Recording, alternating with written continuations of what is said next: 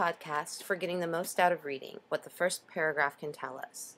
For this section, we are going to be looking at Sherwood Anderson's The Book of the Grotesque, which is from his novel, Winesburg, Ohio, which was published, the source of the present text that we are reading was published in 1960. The first paragraph. According to Thomas C. Foster, and he has a collection of books, one called How to Read Novels Like a Professor and How to Read Literature Like a Professor, which are relatively good and can give you a nice introduction into engaging a text. Foster argues that the first page, sometimes the first paragraph, can give you everything that you need to know to read the work. Looking at this first paragraph, the writer, an old man with a white mustache, had some difficulty getting into bed. The windows of the house in which he lived were high, and he wanted to look at the trees when he awoke in the morning. A carpenter came to fix the bed so that it would be on a level with the window. In this first paragraph, the first thing we're going to notice is we're going to look at style. Do we see short or long sentences, simple or complex, rushed or leisurely? And how many modifiers do we see? Adjectives, adverbs, etc. We also have apostrophes too, which are those little parts of speech that are set off by the two commas that give us additional information. We see that in the first sentence. The writer, an old man with a white mustache. So the old man with a white mustache is the writer. Gives us additional information. So that's pretty complex. And then we have the next sentence, which is joined by an and. So we have a conjunctive, a conjunction working. So there's another complex. But would we say that this is a rushed sentence? I don't know if we could go that far, but it isn't definitely a relaxed sentence. So style can give us a little hint about the story's sense of sensibility and tone, which is what we're going to go to next. Tone, we're looking at to see, is it sad? Is it matter of fact, or is it ironic?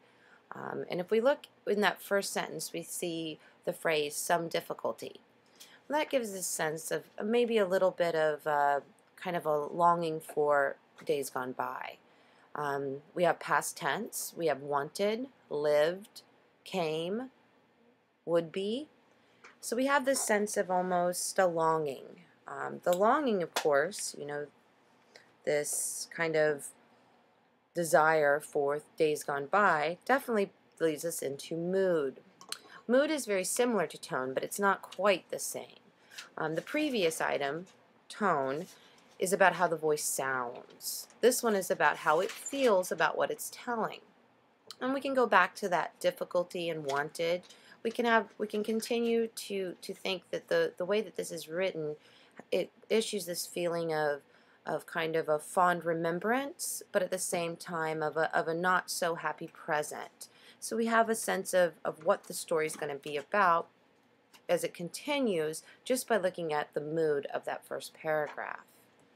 The next, of course, is diction. This area refers to what kind of words are being used. Are they common words? Are they rare? Are they friendly to the reader or challenging? Are the sentences whole or the sentences fractured? And are these choices made on purpose or an accident? So this asks us to really look at the units of speech that are used to construct the sentences. So there's not really any rarefied or kind of high or elevated diction used in this passage. None of these words really require us to go to a dictionary or to throw the W or any of that. In fact, in many ways it's engaged, but it's not removed from our understanding. The sentences are whole. We have expectation that there's going to be a comprehension garnered from the beginning of the sentence to the end. And this seems to be a very purposeful and crafted, almost like that carpenter who comes to fix the bed. This is a crafted passage as far as the diction goes. Point of view. This one we've talked a little bit about as far as narration goes. But we always want to think about point of view when we're starting to read something, in that the first issue isn't who is telling the story in terms of identity. Indeed, for most of the works we will read, there's no who in that sense. But who is relative to the story and its characters? We can learn this straight off. Is this a he or a she or an I story? When an I shows up, we expect to meet a character who is major or minor, and we immediately have our suspicions aroused because this person is forecasting the story through their eyes. If the narrative employs he or she for persons in the story with no I in sight, we can be fairly safe in assuming this is a more distanced third-person narration. And in this we have the writer, he, a carpenter, and so we have a very removed, a very distant third-person narration. However, there's a trick in this too, because if we look, the writer, an old man with a white mustache, is this narration speaking of the writer as a writer who is removed, or is this point of view coming from the writer who is writing this? This is one of our questions that we're going to have to see if we can find out as we continue reading the story. So automatically we have our suspicions a little bit aroused. And then lastly, we're going to talk a little bit about narrative presence. And this connects back to point of view, and this asks us to look at the voice to see if it's disembodied or possessed by a personage inside or outside the story. And that's where we have some little bit of tension. Is it a person talking about people who control him or her? Not so much. Is it a victim talking about his or her persecutors?